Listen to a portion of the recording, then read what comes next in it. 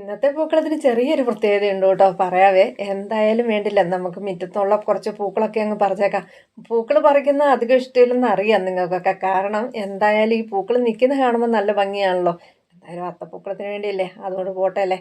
ഈ കമ്മൽ ചെടിയുടെ പൂക്കൾ അന്നിട്ട സമയത്ത് എന്നോട് ചോദിച്ചിട്ടുണ്ടായിരുന്നു ഇതിൻ്റെ തൈ തരുമെന്ന്.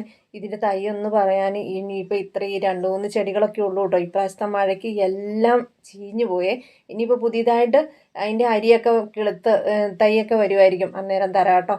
എന്തായാലും നമ്മൾ ഇപ്രാവശ്യത്തെ പൂക്കളമിടുന്നതിന് ചെറിയൊരു വ്യത്യാസം അങ്ങ് വരുത്തിയേക്കാം. എല്ലാ ദിവസവും ഒരുപോലെ ആയി കഴിഞ്ഞാൽ ഒരു ഭംഗി ഉണ്ടാവുമല്ലോ.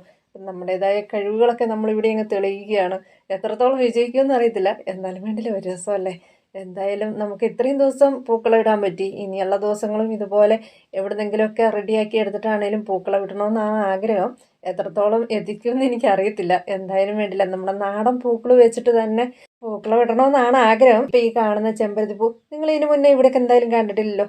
വേറെ എവിടെ നിന്നല്ലെന്നേ, നമ്മുടെ അയൽവക്കത്തു നിന്ന് തന്നെയാണ്. കാരണം ഞാൻ അവിടെ പോയി ചോദിച്ചതൊന്നുമല്ല, എൻ്റെ ഈ എന്നെ പൂക്കളില്ല പൂക്കളില്ല എന്നുള്ള പറച്ചിൽ കേട്ടിട്ടായിരിക്കും. എന്തായാലും എനിക്ക് കുറച്ച് പൂക്കൾ തന്നു വിട്ടതാണേ.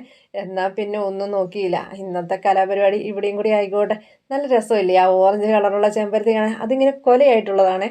ഒരു 5 അതളും അതിൻ്റെ പുറത്തേക്ക് ഒരു കൂമ്പി ഒരു ഇതും കൂടി വന്ന് നല്ല രസമുണ്ട് കേട്ടോ കാണാൻ. നമ്മൾക്ക് ഇതുവരെ അങ്ങനത്തെ കൂട്ട് ചെമ്പരത്തി ഒന്നുമില്ല.